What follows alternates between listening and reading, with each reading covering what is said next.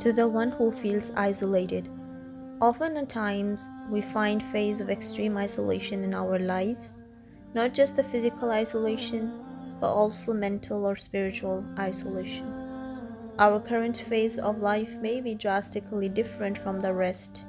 For example, we are into tiring jobs, while our friends may be enjoying vacations. We may be living a single life, while they may be happily married and settled. Or they might be enjoying the single life while we are dealing with tough phases of marriage or kids.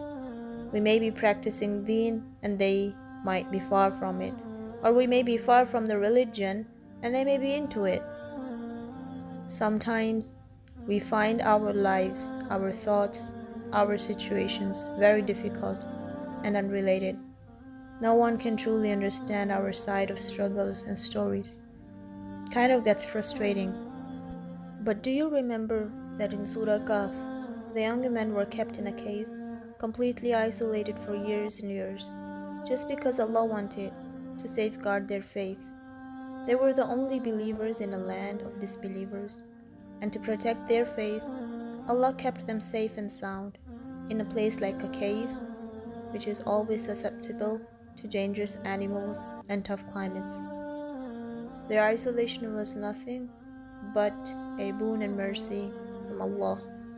Allah even took care of the sun so that it doesn't directly shine over them, all out of His mercy and majesty.